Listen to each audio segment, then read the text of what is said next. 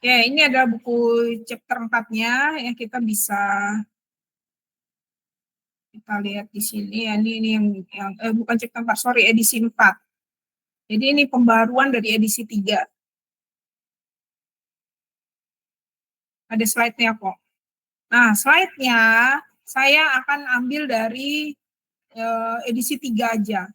Edisi 3. Tapi Anda juga harus mungkin ada beberapa yang harus membaca di edisi 4. Nah, ini sebenarnya enak juga nih, udah ada sih semua ini di edisi 3 nih.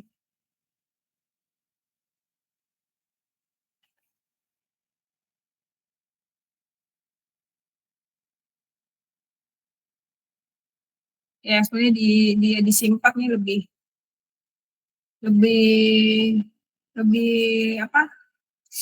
Lebih padat, dipadatin gitu. Jadi kalau di edisi 3 itu di bagian introduction-nya itu dalam 2 bab, di edisi 4 dipadatkan dalam 1 bab. Jadi ini kita mulai aja ya. Oke, jadi di sini Anda bisa lihat bahwa data mining itu gabungan dari beberapa keilmuan ya. Jadi seperti tadi saya sampaikan contohnya machine learning. Machine learning itu basicnya ada di data mining nih ya kan. Lihat ya, di panahnya dia merujuk ke data mining. Nah, sebenarnya data mining juga diambil dari keilmuan yang lain. Ya, sebenarnya juga ini sebenarnya bukan hanya satu arah ya, tapi 2 arah ya, bisa 2 arah, bisa bolak-balik ya. Seperti kayak statistik itu sebenarnya banyak konsep-konsep statistik yang digunakan di data mining juga. Kemudian ada ilmu baru ya di sini, mungkin pernah dengar yang namanya Natural Language Processing atau NLP. Itu sekarang lagi tren ya. Misalnya Anda melakukan sentiment analysis, ya opinion mining, itu menggunakan natural language processing. Nanti kita bahaslah kalau ada waktu ya. Nah itu termasuk tren terkini. Kemudian data mining itu juga berhubungan dengan ilmu dalam database atau database teknologi. Nah, kalian udah belajar kan database kan? Database udah belajar belum? Sudah, Bu. Udah ya. Database itu basic, harusnya semester 2 itu udah belajar harusnya. Oke, social science. Data mining juga bisa berhubungan dengan social science. Ini untuk domainnya atau bidang keilmuannya. Jadi, semua bidang ilmu tuh bisa berkaitan. Kenapa? Karena semua menggunakan data. Dia bisa berkaitan dengan application di sini, karena data mining bisa kita kembangkan dalam aplikasi web-based, mobile-based, gitu kan, standalone. Kemudian data mining juga bisa berhubungan dengan high performance computing. Karena dalam memproses data mining, maka komputernya harus memiliki high performance. Ya, kalau komputernya speknya pas-pasan, waktu running itu akan lama sekali. Jadi, perhatikan nanti waktu bikin project, jangan sampai spek komputernya pilih yang misalnya berempat atau berlima gitu ya. Ya kalau bisa semua rata ya komputernya yang speknya mencukupi gitu. Tapi kalau misalnya enggak ya pilih yang paling bagus speknya. Jangan pilih yang speknya jelek, nanti lama running codingannya. Dan kemudian data mining juga terkait dengan algoritma. Algoritma di sini maksudnya adalah termasuk metode atau teknik yang digunakan. Dan terkait juga dengan visualization and HCI atau human computer interaction, pattern recognition juga udah pasti. Jadi pengenalan pola ya. Sebenarnya data mining itu pada prinsipnya pengenalan pola kalau dulu. Jadi kalau di edisi 3, data mining itu berhubungan pengenalan pola. Bagaimana kita bisa memprediksi apa yang akan terjadi di kemudian hari. Itu. Dulu. Tapi sekarang udah macam-macam perkembangannya gitu. Makanya di edisi 4 ditambah dengan yang lain-lain ini. Nah, ini tadi saya sebutkan machine learning and data mining. Ya, tadi kan saya nanya, udah ada yang belajar machine learning belum? Jadi sebenarnya machine learning itu menggunakan konsep-konsep dari data mining. Nah, karena kenapa? Keduanya ini sebenarnya sama-sama menggunakan metode atau teknik supervised learning dan unsupervised learning. Supervised dan unsupervised. Apa itu supervised dan unsupervised? Ya, nanti saya jelaskan lebih lanjut ya. Jadi saya jelaskan lebih lanjut. Nah ini Anda bisa baca. As to these two basic problems, data mining and machine learning do share many similarities. However, data mining differs from machine learning in several major aspects. First, even on similar tasks like classification and clustering, data mining often works on very large data set or even on infinite data stream. Scalability can be more important concern and many efficient and highly scalable. Data mining or stream. Oke, jadi di data mining dan machine learning ini memiliki banyak sekali similarity atau kesamaan, ya, banyak kesamaan. Nah, kenapa? Karena pada prinsipnya dia menggunakan tadi supervised dan unsupervised. Nah, tapi ada beberapa perbedaan. Biasanya data mining memiliki dataset yang cukup besar, tapi training datanya kecil, gitu ya. Kenapa? Karena data mining itu biasanya masih lebih ke supervise atau semi supervise. Kenapa? Kan tadi masih melibatkan orang. Ya, masih melibatkan orang di situ. Sudah saya sampaikan. Nah, orang ini adalah yang mensupervise. Ya, dia masih ngajarin. Supervise itu dari memberi pelajaran, ya, mengawasi kan supervise. Supervise itu mengawasi atau mengajari gitu ya. Jadi seperti kayak saya ngajarin kalian, itu berarti saya mensupervise kalian. Kalau unsupervised itu berarti tidak perlu ada yang ngajarin. Nah, inilah makanya dibilang machine learning. Kenapa? Mesin belajar sendiri. Dia mempelajari sendiri, tapi tentu speknya harus bagus, harus high performance computing. Ya, speknya harus bagus. Nah, inilah kelemahannya kalau data mining. Data mining itu biasanya masih melibatkan orang, trainingnya masih kecil. Kenapa? Karena it is expensive di sini. It is expensive for expert to provide quality labels for many examples. Ya kan, very expensive untuk menyewa expert. So, untuk memberi pelabelan. Jadi harus, namanya supervise harus ada label. Contoh, saya harus ngasih tahu dulu nih kalau ada gambar atau ronsen, ya, ronsen orang-orang yang terkena penyakit paru-paru dan enggak gitu. Maka saya harus hire atau sewa seorang dokter spesialis paru untuk bisa mengidentifikasi itu. Oke? Makin banyak data yang harus diidentifikasi, berarti kan dokternya juga harus kerja lebih banyak dong, ya kan? Misalnya ada 1 juta data, bayangin. Dokternya masa satu manusia dia harus mensupervise 1 juta data. Dia mengidentifikasi ini kena paru, ini enggak, gitu kan? Enggak mungkin. Nah, ini makanya masih kelemahan kalau supervise. Jadi saya kasih contoh ya, misalnya image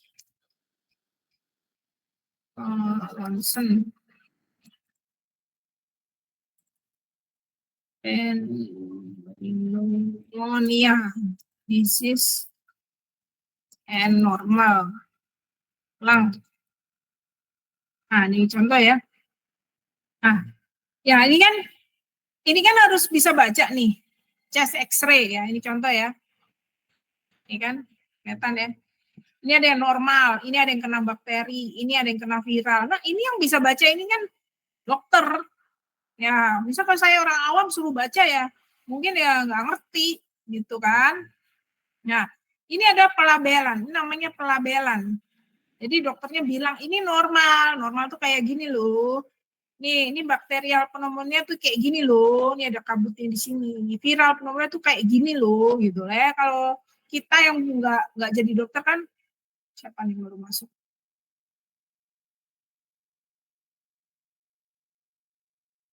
Mana tadi?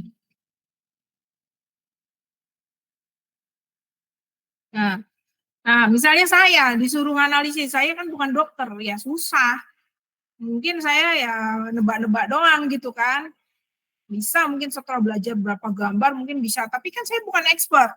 Kalau salah gimana?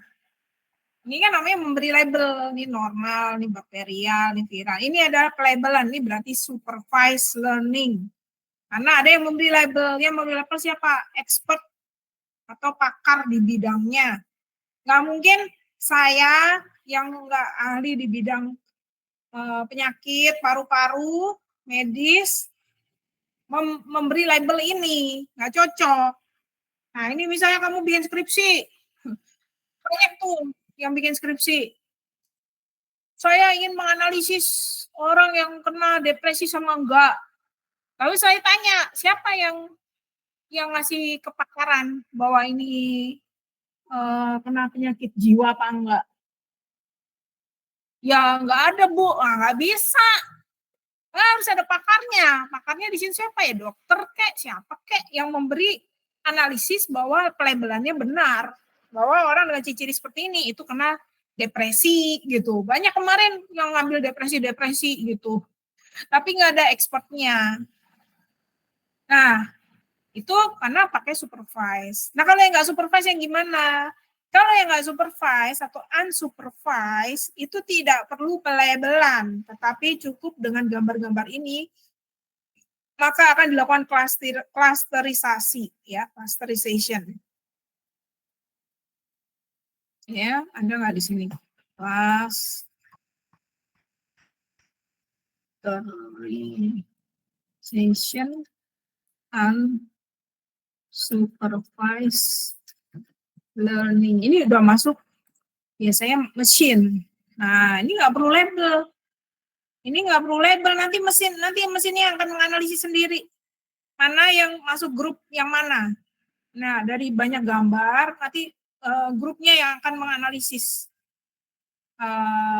Dengan clusterization.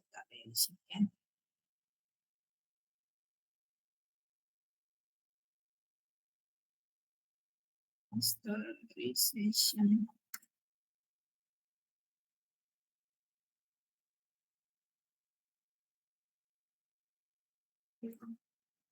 Nah, jadi kalau clusterization itu contohnya seperti ini. Nanti biar mesinnya atau algoritmanya yang menentukan. Nah, menentukan yang mana masuk kelompok mana, yang memiliki kemiripan yang mana. Oh, ini mirip nih, berarti ini satu grup. Ini mirip nih, berarti satu grup, dan seterusnya. Tanpa kita perlu tahu itu apa labelnya, nggak perlu tahu. Nggak perlu tahu. Kita cuma perlu tahu ini ada klaster 1, klaster 2, klaster 3. Apakah klaster 1 itu yang normal, apakah yang ini yang nggak tahu. Baru nanti setelah kita teliti lagi lebih lanjut, baru kita bisa tahu, oh ini paru-paru yang normal itu yang hijau misalnya. Yang merah itu yang kena pneumonia virus. Yang satu lagi yang pneumonia bakteri. Setelah kita selidiki lebih lanjut. Jadi itu ya beda antara supervised and unsupervised. Itu basic dulu. Basic. Oke, jadi di buku ini mana tadi?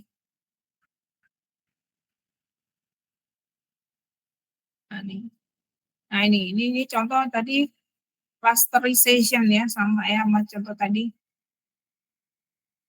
Oke, jadi di sini dijelasin beberapa application-nya juga. Ada business intelligence. Ya, business intelligence itu misalnya ada berhubungan dengan OLAP, Online Analytical Processing Tool, atau BI, atau sekarang disebut dengan BI. Ya, ada banyak BI tools ya. Ini biasanya terkait dengan visualization atau visualisasi data. Ya, misalnya untuk reporting, untuk business performance management, competitive intelligence, predictive analytics, ya. Nih. Ada juga untuk web search engine. Web search engine itu contohnya apa? Ada yang bisa tahu? Web search engine.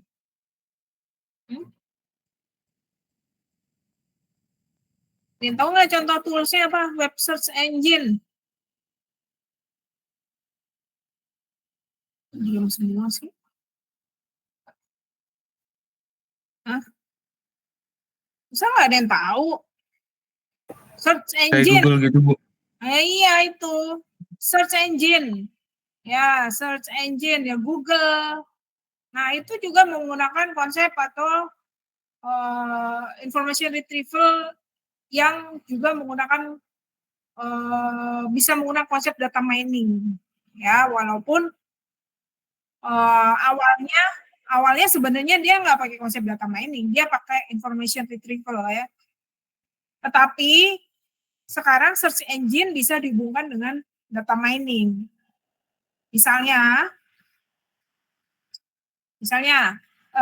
search engine dia juga harus melakukan kategori yang diinginkan dari suatu query. Ya, misalnya kalau kita ketik Apple ya di sini contoh ya, Apple, maka kita kan nggak tahu ini Apple yang mana. Kalau selama ini kan cuma berdasarkan keyword ya. Selama ini cuma berdasarkan keyword. Nah, nanti ke depan, bukan ke depan sih sebenarnya kalau kamu pakai ChatGPT, itu udah beda dengan kamu pakai Google. Nah, contoh ya. Contoh nih kalau saya buka misalnya Google, makanya Google sekarang belum mulai banyak ditinggalin nih. Nih, kalau saya ketik Apple, apa sih? Apakah Apple fruit sebuah buah atau Apple merek? Nah, ternyata number one yang keluar adalah Apple merek ya, brand ya, bukan buah ya, bukan buah lagi. Oke, kalau saya kasih di ChatGPT, kalau saya Apple gitu doang bisa nggak dia?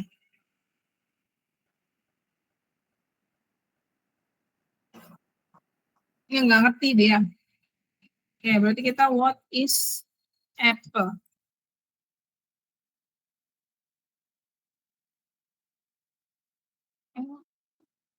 Oh, ini saya. Itu masih loading, Bu. Iya, lama banget.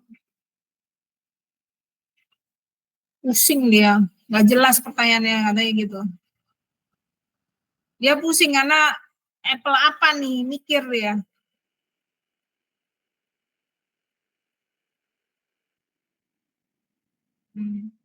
Oke, sama dia keluarnya uh, brand. Tapi kalau Apple doang dia nggak mau ya.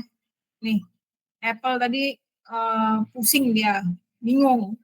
Tapi kalau di Google masih mau karena based on keyword. Nah, kenapa? Karena di Apple ini dia menggunakan NLP atau Natural Language Processing. Jadi menggunakan konteks dalam suatu sentence, satu kalimat. Jadi harus ada konteksnya, ya kan? Harus ada konteksnya. Kalau saya misalnya apa itu apel, nah, kalau saya tulis apel bahasa Indonesia, nah, buah. Apple adalah jenis buah, gitu ya. Nah, ini bahasa Indonesia. Coba saya tulis lagi. Apa itu apple? Apa kira-kira nanti keluarnya? Nah, lebih lama kan, pusing kan? Sama dia, karena bingung dia, yang mana ini buah atau brand, gitu. Tidak secepat tadi kan keluarnya. Itu bahkan mungkin dia masih berpikir. Nah, Apple berarti dia keluarnya brand, ya, bukan buah. Jadi kalau kita sebut Apple, sekarang bukan lagi buah, tetapi udah brand. Nah, ini adalah bisa dihubungkan dengan data mining ya. Nah, untuk retrieve information about a food or brand of computers. Jadi ini namanya query topic. Ya, query topic. Topiknya apa sih? Ini masuk ke NLP ya, Natural Language Processing. Contoh lagi, misalnya what is query topic? What is query topic?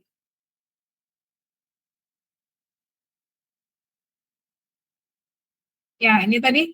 Jadi topiknya apa? Apakah Apple sebagai buah atau Apple sebagai brand? Nah, ini bisa menjadi query topic atau suatu keilmuan yang baru lagi ya. In Natural Language Processing and Data Mining ya. Nah, ini.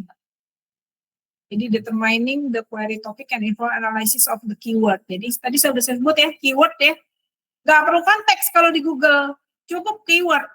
Tapi kalau di NLP, maka dia ada keyword and context within query. Oke? Nah, jadi nanti ke depan itu banyak sekali fungsi dari NLP and data mining ya ini. Karena apa? Karena semua chat GPT itu nanti masih berkembang lebih pesat, dan nanti pasti ada machine learning yang akan berkembang lebih pesat lagi.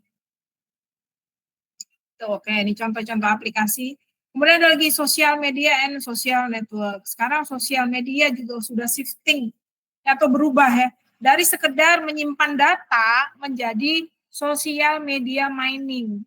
Sekarang. Nah, pernah ada yang mikir nggak? Kok hari ini tadi saya ngomongin apa? Ya misalnya ngomongin HP gitu ya. HP Samsung yang baru gitu. Padahal ngomong doang, ngobrol-ngobrol di keluarga. Tahu-tahu di TikTok kita itu keluar iklan. Ya, iklan tentang HP yang kita mau omongin tadi gitu loh. Nah, itu kan kadang-kadang kok dia bisa tahu yang kita butuhin ya. Nah, ini namanya udah masuk ke social media mining. Nah, mungkin kita habis nge-search tentang HP itu. Ya, mungkin habis nge-search, saya kadang curiga apa ini ada ininya, ada recordernya, ada penyadapnya gitu ya. Karena kadang-kadang saya nggak nge-search, tapi kok keluar gitu ininya rekomendasi. Nah, kadang-kadang seperti itu ya. Jangan-jangan kita ini udah ada yang, jadi HP kita tuh sebenarnya ada yang merekam omongan kita atau apa mungkin ya gitu. Ya coba aja kamu perhatiin ya. Nah, jadi ada lagi data mining tuh juga sekarang udah nggak kayak dulu ya. Udah ke seluruh bidang kehidupan itu pakai data mining ya, terutama dengan karena adanya machine learning. Itu, oke. Nah, ini pendahuluan dulu ya, bedanya edisi 3 dan edisi 4. Oke, bedanya edisi 3 dan edisi 4. Nah, jangan khawatir, kita juga ada slide-nya di sini. Bukan ini, 4.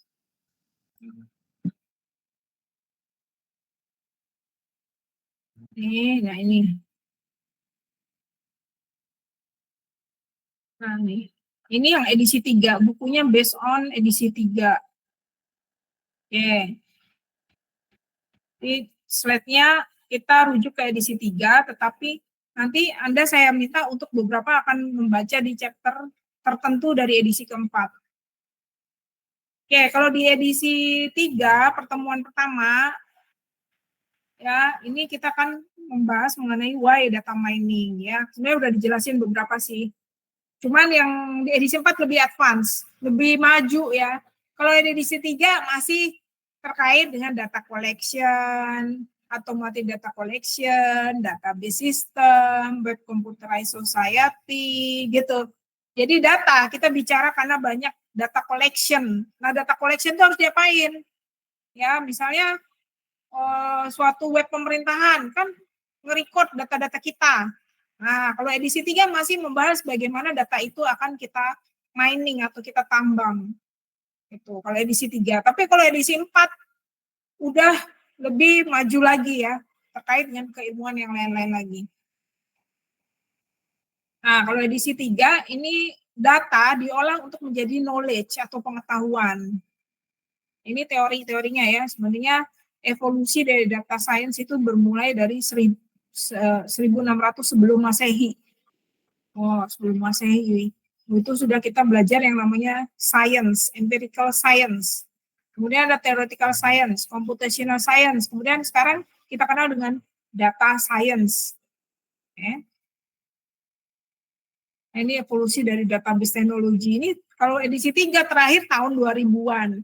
Kalau edisi 4 ya udah lebih maju lagi, udah pasti. Nah, ini edisi 3 aja udah banyak banget yang harus kamu pelajari. Apalagi edisi 4. Ya, oke. Jadi data mining itu beberapa menyebutnya knowledge discovery atau knowledge discovery from data. KDD ini sama semua. Ini dulu sebutannya data mining. Jadi data mining merupakan ekstraksi dari pola atau pengetahuan yang berasal dari data yang sangat banyak. Jadi datanya harus banyak. Ingat, berarti nanti tugas kalian atau proyek kalian harus ada data yang banyak. Oke? Data banyak dari mana? Banyak kok data-data di web. Bisa juga dari kalian bikin survei, bisa juga dari kalian perusahaan kalian kerja, boleh. Nah, ini tadi juga ada di buku ya, Knowledge Discovery KDD Proses, di edisi 4 ini muncul lagi. Jadi apa sih tahapannya? Yang pertama, data-data dari database, ya kan udah belajar database ya. Database itu terdiri dari apa coba?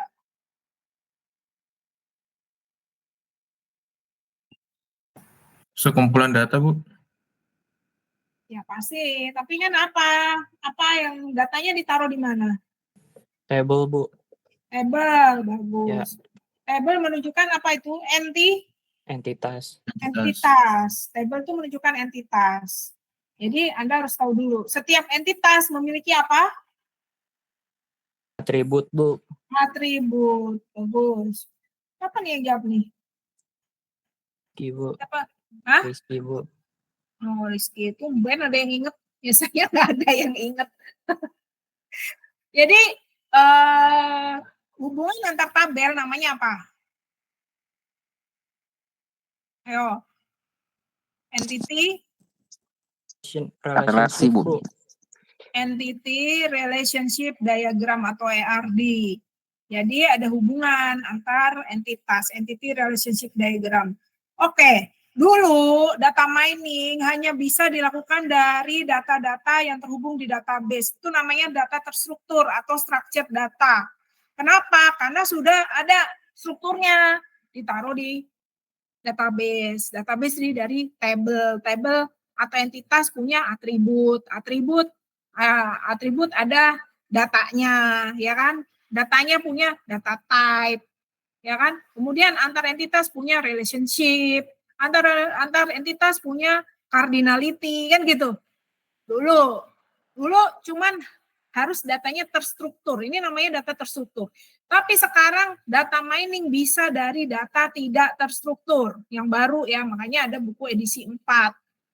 Data tidak terstruktur itu apa? Ada bisa kasih contoh?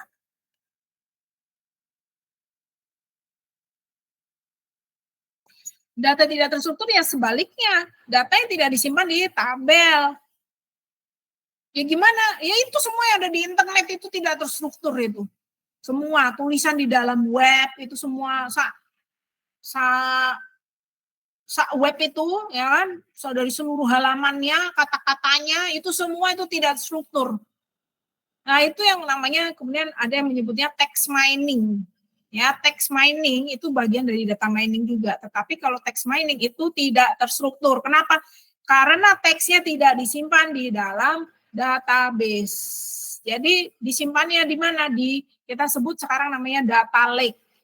Data lake ya, lake danau, data lake. Jadi danau data. Jadi dicemplungin aja semua di danau, makanya kenapa data lake ya? Ya dicemplungin semua di situ. Nah, terus gimana melakukan miningnya? Lihat tadi dengan konsep natural language processing. Nah, kalau dulu nih yang edisi 3 itu ada data cleaning, data warehouse, kemudian task relevant data ya, pattern evaluation gitu ya.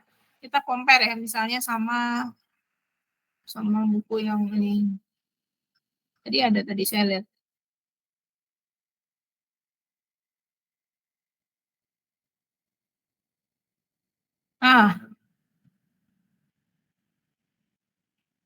Oke. Oke, kalau ini tadi mirip ya, masih mirip ya sebenarnya ya. Masih mirip, cuman sekarang namanya ganti jadi apa? Coba dilihat, data sources, bukan database lagi. Oke?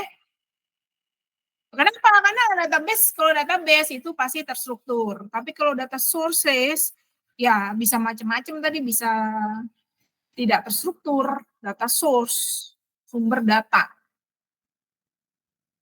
Ya, ada perbedaan di sini. Ini jadi satu kelompok namanya data preparation, kemudian ini data mining dan pattern knowledge atau ecology. Tapi secara prinsip sih sebenarnya mirip, cuman sumber datanya aja yang ada perbedaan, karena sebelumnya itu ada di database. Itu. Ya walaupun di sini ditulis lagi, where data relevant to are retrieved from the database. Ya sebenarnya nggak semua itu sekarang harus dengan prinsip database lagi gitu. Nah ini lihat nih ya, nah, masuk ke diversity of data type nih, for data mining. Oke, tadi sudah saya jelasin ya. Aduh, dulu.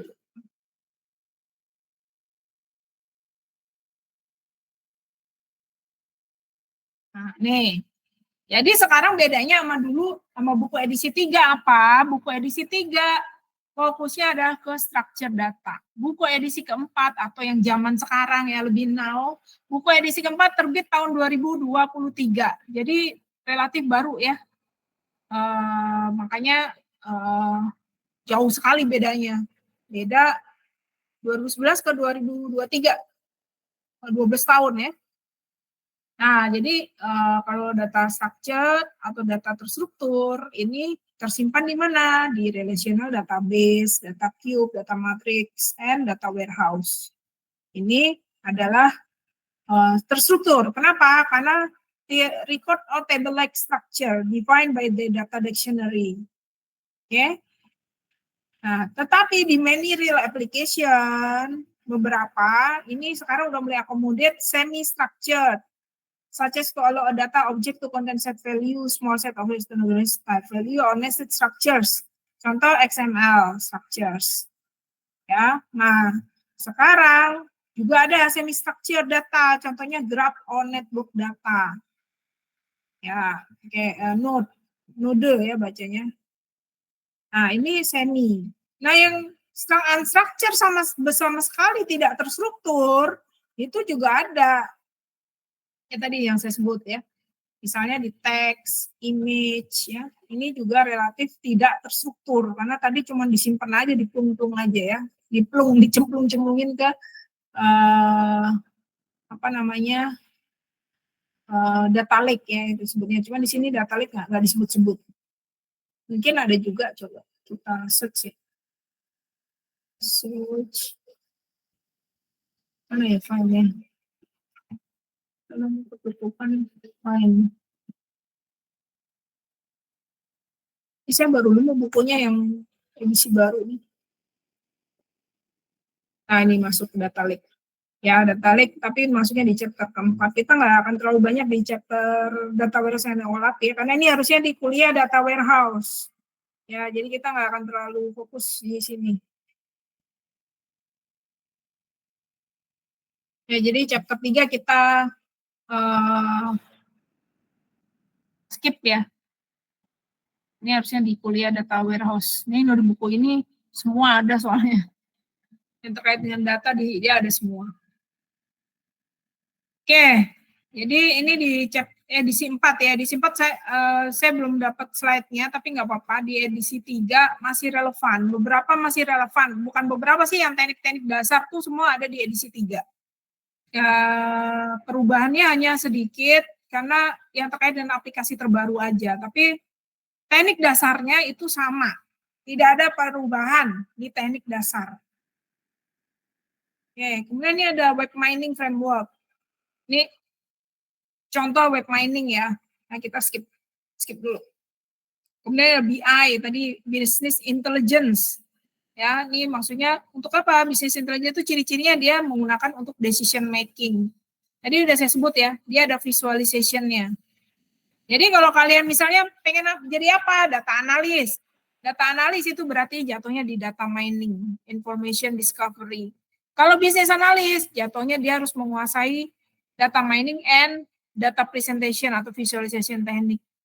Ya, kalau di BA atau database administrator, maka dia jatuhnya harus menguasai bagaimana mengelola atau mengadministrasi data sources.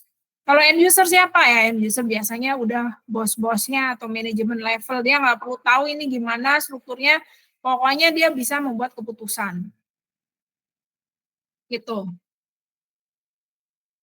Oke, jadi data mining ini sebenarnya luas banget, nggak mungkin kita bisa selesai dalam 4 kali pertemuan doang, nggak mungkin. Makanya saya bantu dengan beberapa video dan tugas. Nanti tolong aktif lihat WhatsApp group, jangan sampai nggak ikut WhatsApp group. Tolong teman-temannya dikasih tahu, karena nanti banyak petunjuk yang dari WhatsApp group. Misalnya saya kasih link video, saya kasih latihan soal. Walaupun di e-learning ada, tetapi di WhatsApp group kayak saya kasih notif juga gitu loh. Oke, jadi di sini prinsipnya data mining itu ada prinsip proses seperti ini ya, input data, kemudian datanya kita pre-proses dulu, kita bersihin, data integration, normalization, feature selection, dimension reduction di data pre-processing, kemudian kita lakukan data mining. Ini yang namanya tadi pattern discovery atau menemukan pola. Di sini ada banyak metode ya, ada supervised, ada unsupervised. Ya, kalau supervised contohnya classification. Kalau unsupervised contohnya clustering, banyak banget malah. Dan di post processing ini kita melakukan evaluasi. Udah selesai, didapat hasilnya, kita harus evaluasi lagi. Pattern evaluation, pattern selection, pattern interpretation, and pattern visualization. Ini yang namanya post processing. Dan terakhir baru kita bisa mendapatkan pattern information knowledge. Itu. Knowledge-nya apa, pengetahuannya apa. Baru kita tahu setelah melakukan tahap-tahap ini. Nah, di project, Anda juga harus belajar Python. Karena implementasinya pakai Python, nggak mungkin nggak pakai codingan. Codingannya wajib Python. Nggak bisa soalnya pakai yang lain. Bisa pakai R. Cuman saya sendiri malah nggak perlu kayaknya belajar R, udah skip itu. Jadi Python itu sendiri sudah mengandung beberapa bahasa yang sangat cocok untuk melakukan data science ya. Python itu nih kita cari ya. What is the meaning of Python? Jadi Python itu gabungan dari beberapa bahasa ya.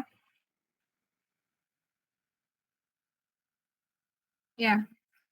Jadi dia merupakan high level interpreted programming language. Jadi kenapa? Kenapa katanya high level? Karena dia simple and clear syntax. Kayak SQL. Kalau kalian belajar SQL belajar kan? Oh, ini keluar nih Python Snake. Jadi kalau Apple nggak keluar buah. Jadi bisa keluar ini dan ini ya. Oke. Python itu sebenarnya dari Py ya. Python itu ada Py, bahasa Py, apalagi ya, lupa kemarin saya. Nah, sama apa lagi gitu.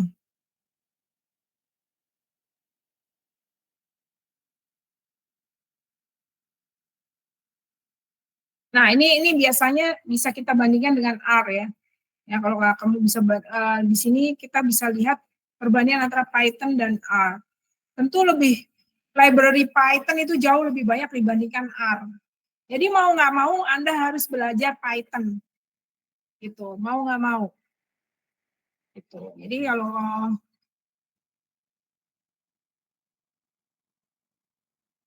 nah ini ya. Nah ini. Kalau Anda menggunakan banyak data science atau machine learning, maka use Python. Tapi kalau banyak ke statistik, maka pakai R. Ya, udah jelas kita lebih ke data, bukan ke statistik. Jadi mau nggak mau pakai Python. Iya, banyak yang harus dipelajari gitu ya. Karena konsep data mining sendiri aja udah banyak. Plus project-nya harus pakai Python, project-nya. Project-nya harus selesai di akhir di UAS. Ya, UAS. Jadi nanti bertahap ya. Mungkin minggu depan apa, minggu depan apa gitu, jadi bertahap. Nah memang aduh banyak banget sih sebenarnya, ya kita pelan-pelan deh, nggak apa-apa deh nanti, mudah-mudahan bisa lah ya. Bertahap dulu, sekarang Anda bikin kelompok dulu. Nah tahap 1 itu dulu dah. Nanti silakan disetor kelompoknya apa, siapa, ya. Terus nanti akan saya bagi aja tugasnya. Jadi biar lebih spesifik, biar kalian lebih terarah. Gitu ya. Yang penting saya tahu dulu kelompoknya ada berapa, supaya saya enak bagi tugasnya. Mungkin yang bisa dilakukan sekarang itu dulu. Silakan Anda diskusi dengan dengan teman-temannya ya. Ambil pilih, nggak tahu siapa, kenalan kek, gimana kek, nggak tahu gimana lah, di belakang WhatsApp group aja. Atau di WhatsApp group boleh. Silakan berkenalan dan membuat kelompok, kemudian report nama kelompoknya, boleh japri, boleh di grup, kepada Ayumi ya sebagai ketua kelas. Mungkin itu dulu ya yang dari saya, biar kalian step by step gitu, nggak too much information gitu kan. Cukup ya, ada pertanyaan dulu nggak sampai sini? Ya, Nanang kenapa? Permisi Bu, saya Nanang izin bertanya Bu. Tadi kan dijelasin ada metode-metode itu kan Bu. Nah, untuk menentukan kita mengolah data itu pakai metode tersebut itu bagaimana Bu? Gimana? Sorry, saya ambil baca ini. Ini Bu, tadi kan dijelasin kan bahwa waktu data mining itu nanti bakal ada metode-metode.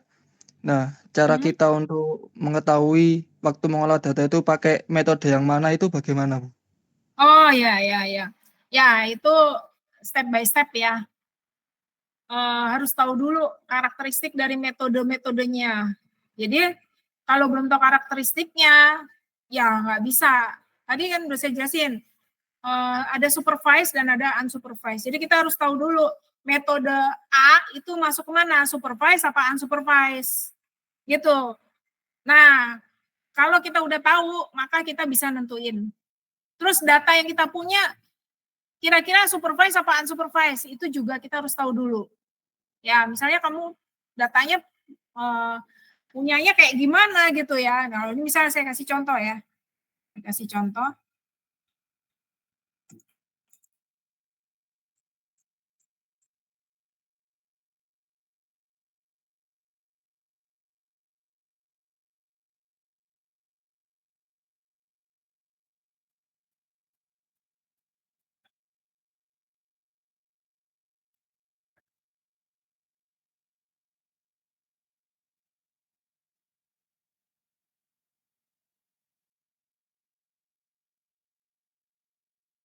Tunggu ya.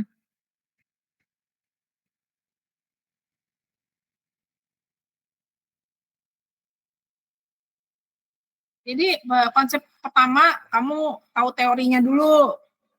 Konsep kedua adalah lihat datamu. Kamu harus tahu datanya apa. Nah, oke. Ini sekarang kalau kamu dikasih gambar kayak gini, ini kira-kira supervise apa unsupervised?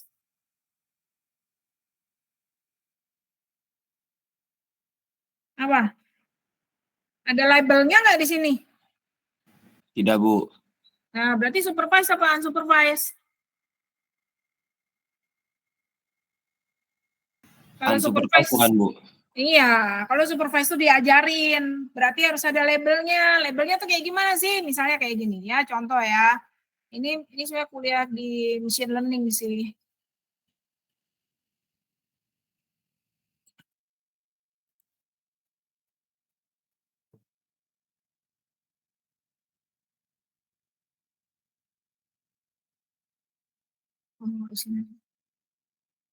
Soalnya saya juga ngajar machine learning jadi.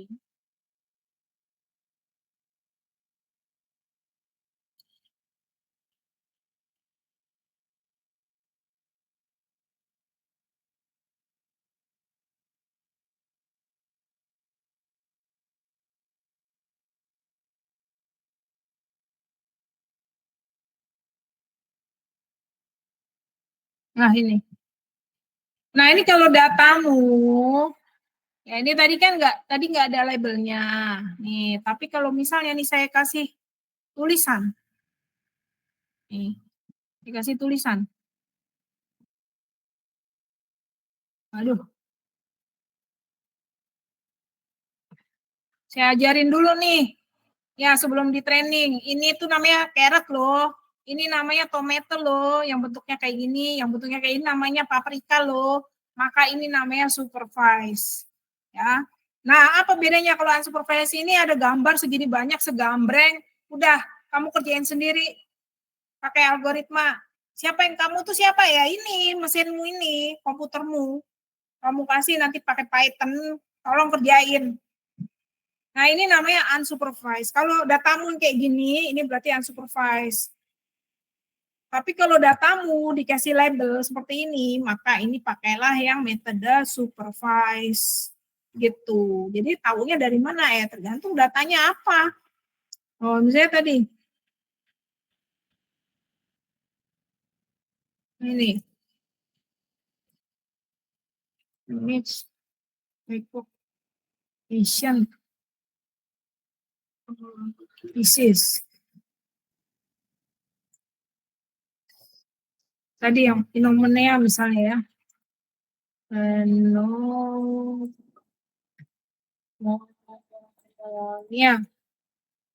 Nah, ini.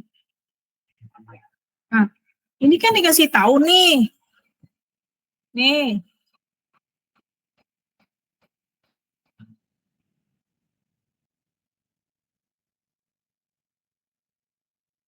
Tadi contohnya.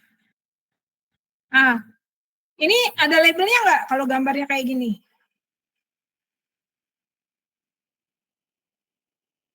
Ada labelnya nggak tuh gambar? Ada Bu. Ada. Ini kan infiltration nih kayak gini. Ini ngajarin dulu. Nih ngajarin si komputernya dulu. Nih ya saya ajarin ya kamu ya. Ini kalau kayak gini gambarnya, ini berarti infiltration. Kalau gambarnya begini, atelektasis. Tuh namanya tuh makanya supervise. Ada gurunya. Ada yang ngajarin. Siapa gurunya? Kita ngajarin dia dulu. Ngajarin apa? Dengan label. Nih kardiomegali itu kayak gini ya. Komputer, nanti kamu kerjain ya pakai algoritma, pakai codingan Python, nanti kamu running ya gitu. Karena ini ada apa tuh namanya? Labelnya. Gitu. Nah, sekarang kalau nggak ada labelnya gimana contohnya? Ini. Face recognition. Clustering.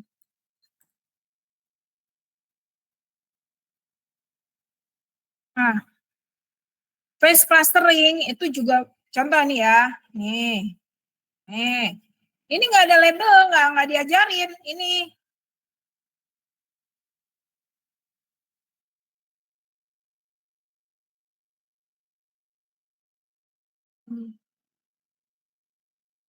Ini kita nggak ngasih tahu ini tuh gembira, sedih, marah, nggak ada yang ngajarin, nggak ada yang ngajarin. Apa ini juga kita juga nggak tahu apa. Ini pokoknya dia mengklasterisasikan berdasarkan apa. Nah, coba kita teliti lebih lanjut. Oh, ternyata kalau apa klaster 0 nih, kita perhatiin. Ini namanya analisis setelah tadi yang post tadi ya. Tadi ada 3 kan, ada 3 tahap. Input, pre, data mining, dan post. Jadi kita analisis lagi setelah klasterisasi muncul. Oh, cluster 0 itu ternyata yang mukanya betul-betul menghadap ke depan. Nah, walaupun mungkin ini nggak ngadep ke depan, Bu, ini agak miring ya. Ini namanya kerjanya cluster bisa aja kurang akurat. Makanya main di akurasi. Jadi kalau nggak akuratnya jelek, kan nanti kelihatan akurasinya berapa persen. Kalau akurasinya jelek, kamu harus training lagi. Training dan testing, training and testing. Sama kayak kalian. Training itu diajarin, kuliah, belajar, baca buku. Habis itu testing. Testing itu apa? Ujian. Dari ujian ada hasilnya. Hasilnya itu adalah apa kalau komputer atau mesin? Akurasi.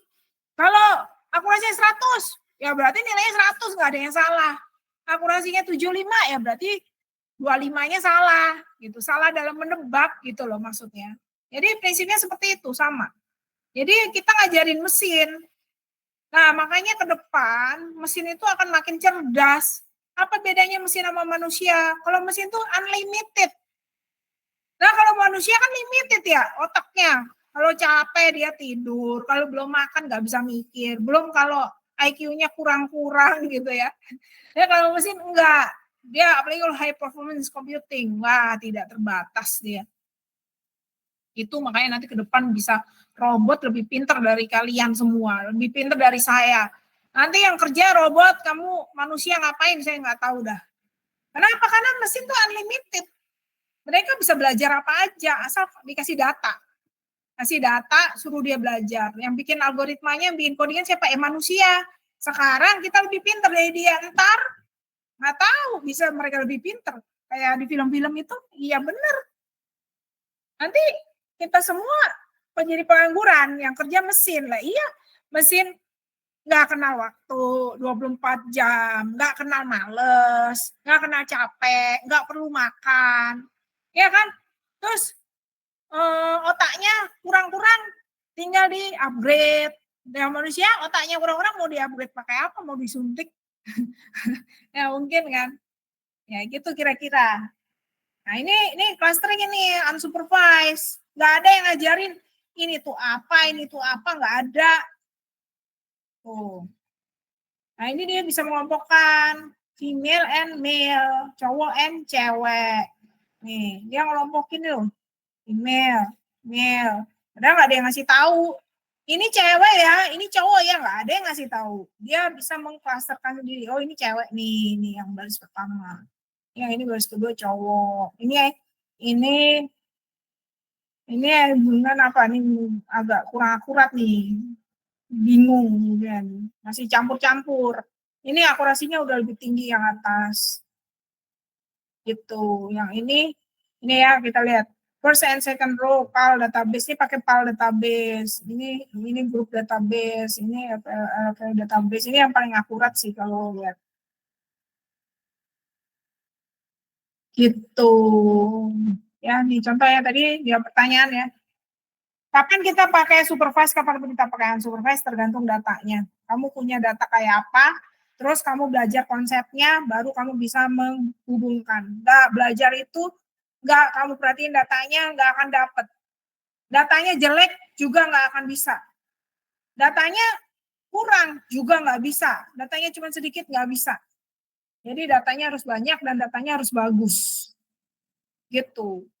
Nah, misal kamu bikin surveinya asal-asalan, ya nggak akan bisa dapat yang dimau, nggak akan bisa. Gitu. Oke, ya untuk sementara itu dulu. Ya silakan bikin kelompok dulu sebelum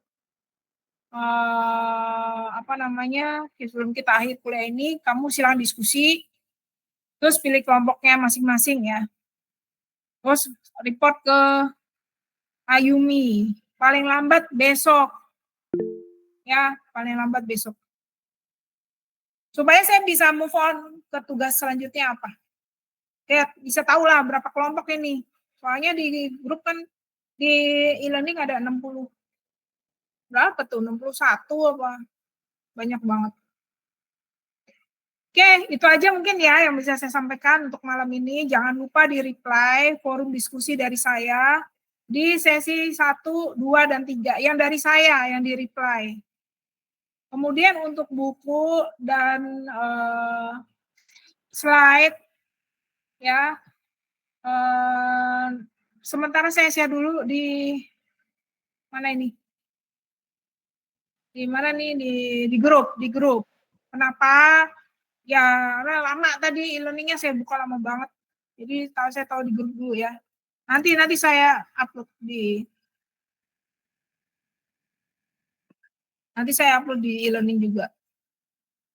Tapi sementara saya taruh di ini dulu karena tadi lama banget saya buka.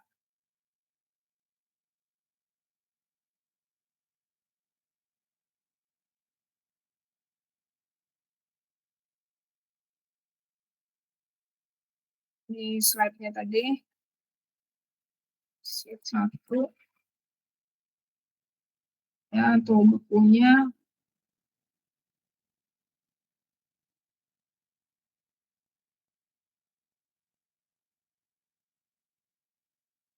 Punya mungkin kamu.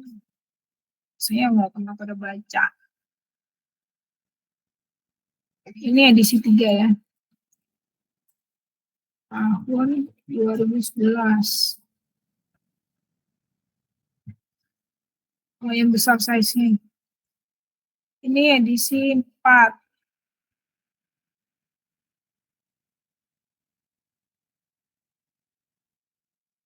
Ini edisi 4.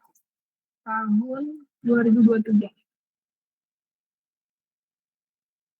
Oke, itu dulu ya. Nanti saya bantu kok, nggak saya biarin aja sampai tahu-tahu project gitu. Nanti ya, biasanya saya bantu dengan tugas soal-soal latihan. Ya, yang penting kamu ngikutin instruksi. Ya, itu aja. Silakan diskusi, cari kelompoknya ya. Terima kasih semuanya. Selamat malam. Kita ketemu lagi. Insya Allah nanti sesi ke-7. Tapi kalau bisa dibutuhkan, bisa ada tambahan lah sebelumnya. Kalau dibutuhkan ya. Kalau nggak dibutuhin ya cukup WAG aja. Oke, terima kasih ya. Selamat malam semuanya. Assalamualaikum warahmatullahi wabarakatuh. Waalaikumsalam warahmatullahi wabarakatuh. Terima kasih, Bu. Terima kasih, Bu.